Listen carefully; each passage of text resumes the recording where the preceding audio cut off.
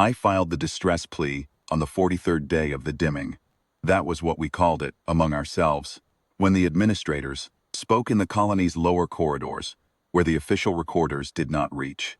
The dimming, a word borrowed from our oldest texts, from the time before the Vasskreen learned to sustain their light organs on synthesized mineral feed raw stone. To dim was to fade.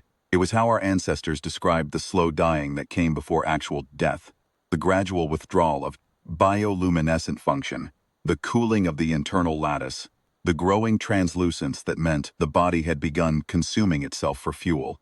Duum-Sorrath's food synthesizers had been failing for 6 weeks. 3 of the 4 primary columns had gone down in sequence, each one taking a week to collapse fully, the degradation so slow and so steady that we kept believing the engineers could reverse it before it mattered. They could not. By the 43rd day, roughly 1,100 of our 4,000 colonists showed visible dimming. The soft glow behind, their thoracic plates reduced to a flicker, some of them barely luminescent at all. In the children it was worst. Their light organs are smaller, the reserves thinner. A Vasskreen child dims faster than an adult and brightens slower. I drafted the distress plea myself, in the standard Galactic Council relief request format, which has 47 required fields and allows a narrative summary of no more than 300 words. I filled each field carefully. I was honest about the numbers, precise about the timeline. If the 4th synthesis column failed, and our engineering team's projections said it would fail within 19 days, we would have full colony dimming within a month of that, and after that the mortality window opened. I was also careful not to overstate our case, because I had learned in 20 years of colonial administration that the Council's relief arbiters respond poorly to what they call atmospheric distress filings. There is a particular tone they recognize, a kind of low-grade panic threaded through the technical language, and when they detect it, they apply an additional review layer that adds 6 to 12 weeks to any response. I wrote a clean filing, calm, factual. I requested 2 things: an emergency ration shipment sufficient to sustain 4,000 colonists for 60 days, while our engineers completed pairs, and a single qualified synthesis technician, the specific subspecialty our own team lacked, to assist with the 4th column before it failed. I appended a note at the bottom of the narrative summary that read, "We do not require military escort or expanded assistance. The colony is stable in all other respects. We are requesting targeted technical support and temporary food supply only." I sent it to the Council Relief Office on Vasskreen, with copies to our sector administrator and to the Vasskreen Homeworld Liaison. Then I waited. The reply came on the 8th day, which was faster than I had expected.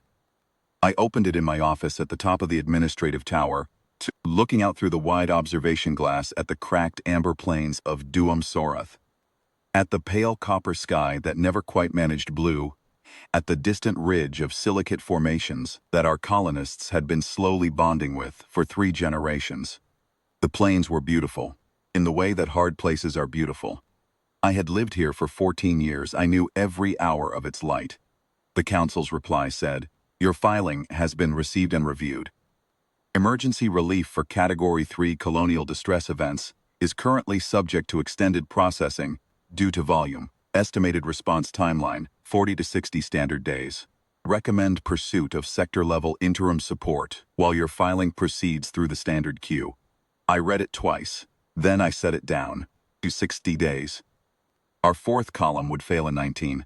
Full colony dimming in 50 days after that. The math did not require much calculation. I sent a query to the sector administrator that afternoon, asking what interim support might be available. His office replied the following morning. The sector had 2 other Category 3 filings ahead of ours. He was sorry. He was sure the Council would act in due course. I sent a second query to the Vasskreen Homeworld Liaison. His office did not reply for 3 days, and when they did, the message said they had forwarded our situation to a subcommittee and would follow up within the standard review window.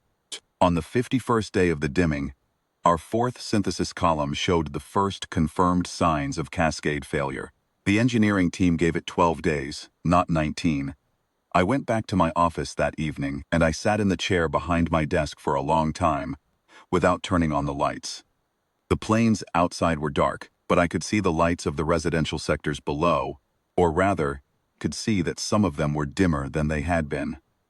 Vasskreen light organs in distress are involuntary. You cannot choose to shine brighter. You can only receive what your body has to give, and if the mineral feed is insufficient, your body has less and less to give.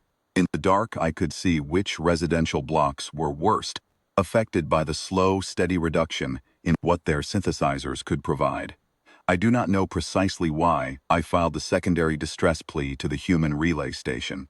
I want to say it was a calculated decision, that I had reviewed the available contacts, assessed the probability of response, and determined it was worth the attempt. That would be the language of a colonial administrator, and it would be largely false. The truth is closer to this. I had heard, secondhand, from another administrator in another sector, that humans answered distress calls, that they had a relief coordination system that operated outside the council's queue structure, that they were prompt, and that they brought more than you asked for. Often she had said with a tone I could not quite read, much more than you asked for. Had no particular opinion of humans at the time. I knew what the standard briefings said. A young, spacefaring species, energetic, occasionally impulsive members of the compact in good standing, not known for strategic wisdom but not troublesome. Nothing in those briefings had prepared me to contact them. But nothing in my situation had prepared me to keep waiting either. I filed the secondary plea in a single sitting at 2 in the morning by colony time, when the administrative tower was empty, and the amber plains outside were as dark as they ever got. I used the same factual format I had used for the council. I sent it to the human relay station at Corath 7, which I had found listed in the Compact's emergency contact directory as a monitoring point for the sector. I appended no special note this time. Sent it. Then I went home and I slept, and in the morning I continued the work of running a colony in slow decline, because that is what administrators do. They continue. The human convoy arrived on the morning of the 61st day. I did not know it was coming until 40 minutes before it arrived, when my communications officer sent me a message that said, simply, Councillor-Warden, we are receiving approach vectors from a human convoy, currently at outer system boundary, 7 vessels, questing landing clearance for the primary field. 7 vessels. I read that twice, the same way I had read the council's reply 3 weeks earlier. Then I walked down from my office to the landing field operations center, because I needed to see it from the tower windows, and the operations center had the widest glass. They came out of the copper sky in formation which I had not expected, and which made them look, a distance like a military exercise rather than a relief convoy. That was my first impression. As they descended, the scale of each vessel became clearer, and I felt something I did not have a clean word for. A sensation in my thoracic cavity that was not quite alarm and not quite awe, some uneasy compound of both. 2 of the vessels were large, exceptionally large, the kind of size I associated with hospital installations or colony transports, not with emergency relief runs. Their hulls were white with red marking bands, and as they turned on approach, I could see the medical designation painted on their flanks in both standard galactic script and human lettering. Hospital ships, 2 of them. The 3rd large vessel was a construction barge. I knew the type from colonial supply manifests, a bulk carrier designed to deploy prefabricated structures and heavy equipment. It was bristling with articulated crane arms, folded against its hull, and as it settled on its approach trajectory, I could see the equipment clamped to its exterior decking, habitat modules, power generation units, synthesis column components, though I would not know that last detail until later. The remaining 4 vessels were smaller, sleeker, and I recognized their profile from the compact registry briefings almost immediately. Sentinel-class frigates, 3 of them. The 4th vessel was a logistics support ship, slower, clearly dedicated to fuel and supply continuity for the others. They landed in the order their approach vectors specified, and they were precise about it. The construction barge on the far pad, the hospital ships on the 2 central platforms, the logistics vessel to the northeast, the 3 frigates in a loose triangle at the field perimeter. Not defensive, not aggressive, simply arranged, the way you arrange things when you have done this before, and you know how the ground logistics will flow. By the time the last frigate touched down, I had walked from the operations center to the edge of the landing field apron, and I was standing in the amber morning light with my deputy administrator, Fafath Velron, and my head engineer, Sorrath Velkhan, neither of whom had said anything for several minutes. The first ramp descended from the nearer hospital ship. Human figures moved down it quickly, efficiently, carrying equipment in cases that I could not immediately identify. They wore gray uniforms with the red band of their medical service on the sleeve. There were a great many of them. They did not stop at the field perimeter to wait for clearance. They came to the boundary marker, and the one in the lead, a woman with close-cropped hair and an expression of complete professional focus, stopped and said, in standard Galactic that was accented but clear, "Councillor-Warden Esrath Velduum. My name is Commander Yale Oren, ESV Healer Ardent. We received your distress filing. Where do you need us first?" I looked at her. I looked at the 7 vessels on the landing field. I looked at the 200 and some crew that I could already see moving on the aprons. Then I looked back at her. "We asked," I said. "One synthesis technician and an emergency ration supply." She nodded. "Yes, we read the filing." She waited. She seemed entirely comfortable with the silence. There was no embarrassment in her expression, no apology, no explanation offered. She simply waited, ready to work, her team standing behind her in organized rows, their equipment cases set neatly on the apron. All of them looking at me with the calm attention of people who are very good at what they do and need only a direction. "The residential sectors," I said finally. "Start with the residential sectors. The children's housing block in Sector 4 is worst affected." She nodded. "Sector 4 first. We'll set up the field triage center at the sector boundary. Can your team mark a clear space, roughly 40 meters square?" I turned to Fath Velron, who was already on his communicator. Within 4 minutes the marking team was moving. Commander Oren turned back to her people and gave 4 short instructions in the human language I did not understand, and the rows disassembled smoothly into working groups, and they moved, and the rescue of Duum-Sorrath colony began. I will not try to describe every hour of the 3 days that followed, because I do not have the language for most of it. What I can say is this: the humans worked continuously. Not in the way that suggests they neglected rest. They rotated, team to team, with a regularity that told me they had a schedule, though I never saw the schedule itself. The effect was of continuous motion. At any hour, I might have chosen to walk through the colony. There were human medical personnel in the residential sectors, moving from family to family with their equipment, administering the mineral concentrate supplements they had brought in quantities. I would not understand until later. There were human engineers at the synthesis column array, Sorrath Velkhan working beside them. The language barrier managed through a translation unit that one of the engineers wore clipped to his collar.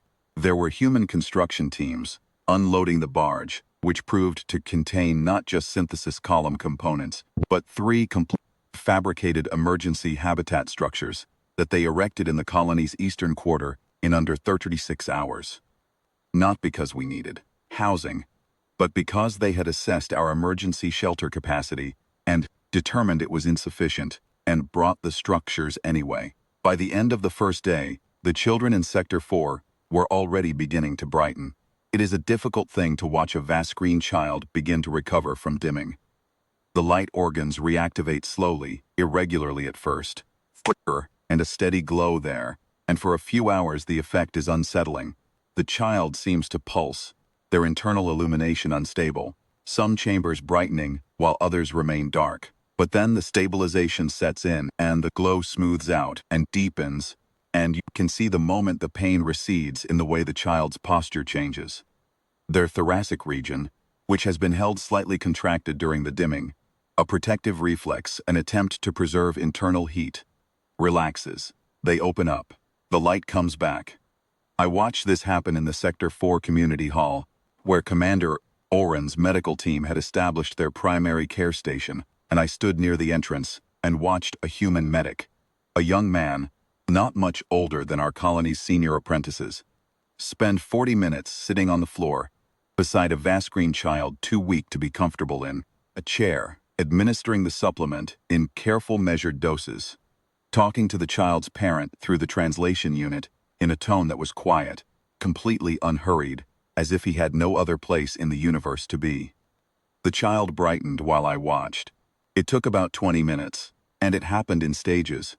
The medic noticed each stage and acknowledged it, not dramatically, not with the kind of performance that would have seemed condescending, but with a small nod or a word to the parent, that the translation unit rendered as something like, "Good.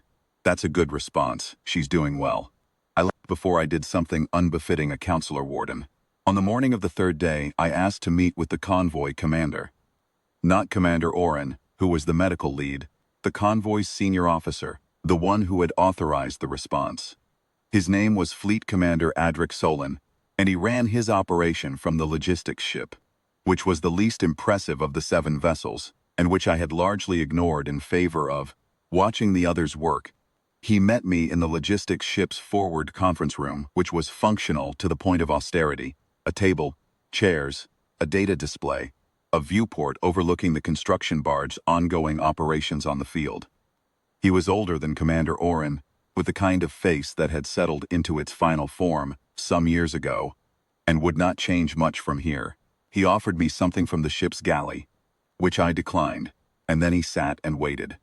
I had prepared a list of questions, administrative questions mostly, supply volumes, timeline for complete column restoration, whether the frigates would remain for the duration or withdraw once the medical work was underway, what the formal acknowledgement protocol for the compact required. I had the list on my personal data tablet, and I had intended to work through it in... Instead I said, "Why did you send 7 ships?" He looked at me for a moment, then he said, "Filing described 4,000 colonists, with failing synthesis infrastructure and a Category 3 emergency designation. 7 ships is the appropriate response to a Category 3 with those population numbers. We asked for a ration supply and a technician. Yes, that is all we asked for." I know. He did not seem troubled by this. The relief protocol doesn't match the response to what you asked for. It matches the response to what the situation requires. A Category 3 with 4,000 at risk and a failing infrastructure column gets a full convoy. That's what the protocol says. I looked at him for a long time. He sat quietly through it, comfortable in the way that people who have had this conversation before are comfortable. "The Galactic Council," I said, "estimated 40 to 60 days for initial response." He nodded slowly. "Yes, I know the Council's timeline structures. We will have lost the 4th column in 11 days from when I filed with you. Full dimming in the colony within 50 days of that." I know. His voice did not change. There was no indignation in it, no theater. Just the flat acknowledgement of a fact he had already calculated and responded to. "That's why we left within 4 hours of receiving your filing." I sat with that for a moment. "You left within 4 hours," I said. "Convoy was on standby. We monitor the sector relay stations continuously. When your filing came through, and we matched it to the population count and the infrastructure failure timeline, we knew the Council's standard response window was incompatible with your medical situation. So we moved." I looked at the data tablet in my hands, with its list of administrative questions. I set it on the table. "The 2 hospital ships," I said. "You brought enough medical staff to treat our entire population twice over. Roughly, the construction barge carried synthesis column components that are specific to our column model, not general-purpose stock.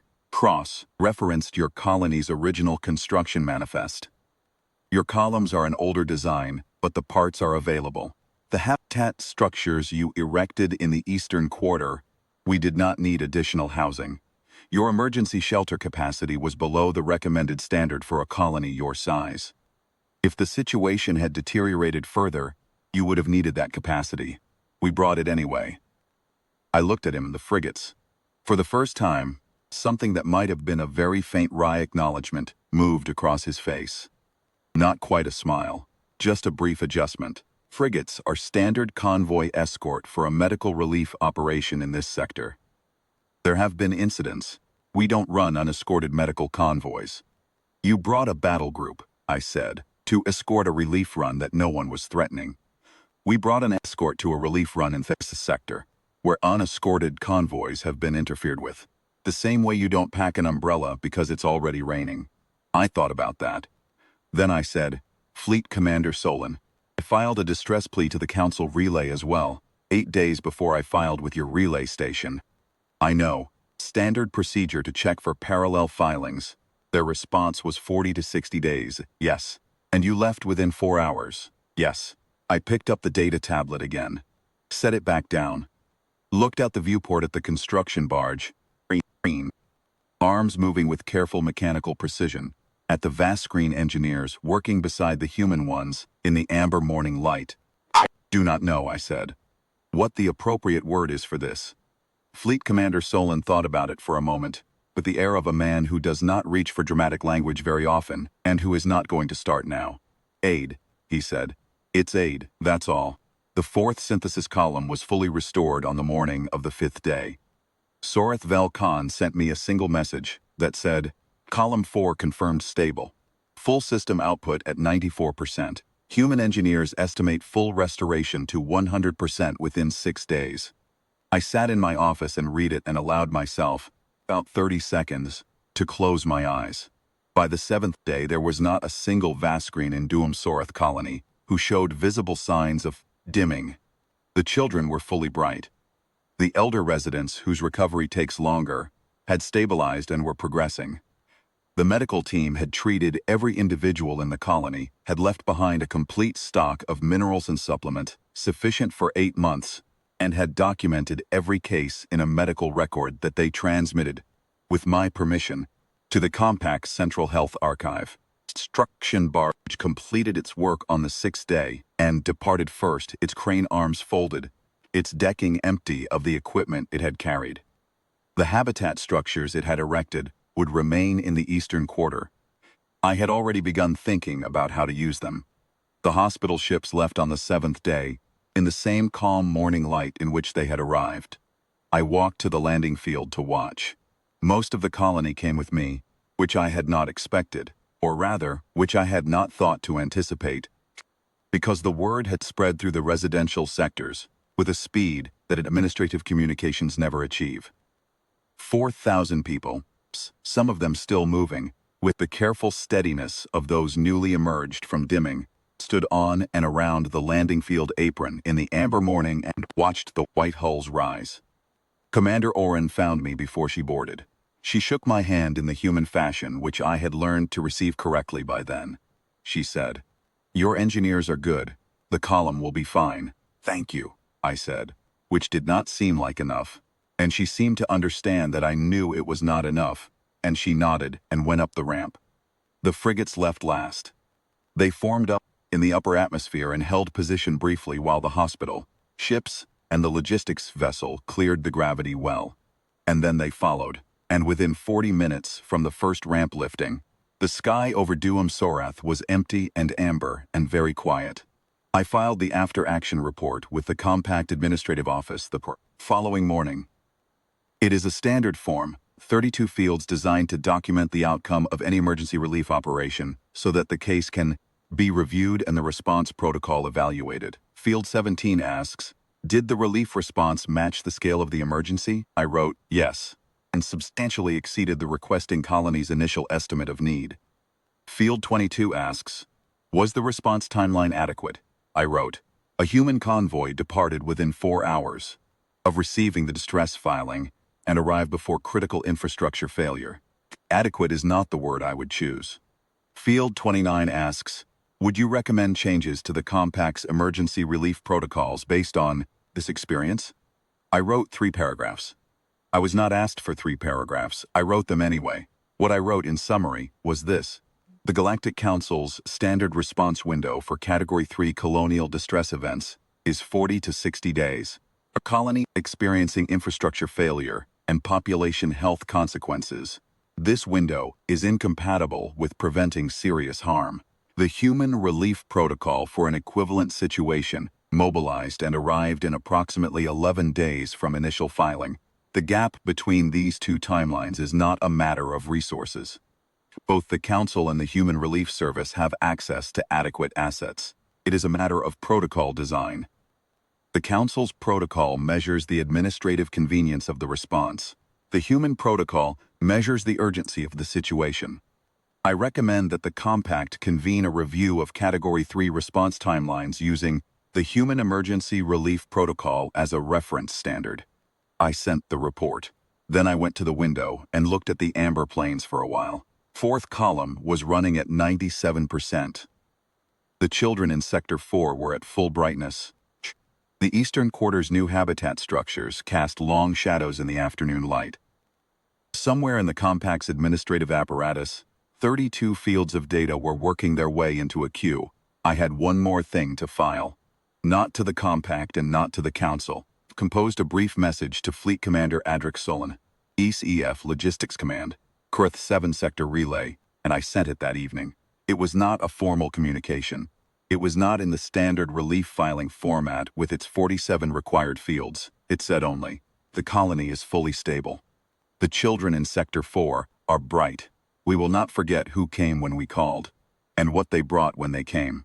I did not know if he would consider that an adequate acknowledgement of what they had done. Suspected he would not consider it anything in particular. That he would file it, note it, and return to the next situation on his relay's watch list. Because there was always a next situation, and the protocol was the protocol, and that was the entire point.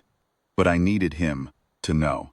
I needed to say it to someone who would understand what 4,000 people standing on a landing field in the amber morning light actually meant. 7 ships, 4 hours, no one else was coming. That is what I will tell the Vasskreen Homeworld Council when they convene their review. That is what I will tell the Compact when the protocol hearing opens. That is what I put in the record, and what the record will carry forward into whatever comes next. They sent 7 ships because that is what the situation required. They left within 4 hours, because 4 hours was what the timeline allowed. They brought synthesis column parts, specific to our model because they had taken the time to look up our model. They built habitat structures we had not asked for, because they had looked at our emergency capacity and determined we would need them. They brought a battle group to escort a relief run. No one was threatening. Because that is how they protect the people they are trying to help. We asked for a ration supply and a technician. They sent medicine, builders, and a battle group. When the rest of the galaxy was calculating queue priority, the humans were already on their way. I keep that in a place inside my chest, near the light.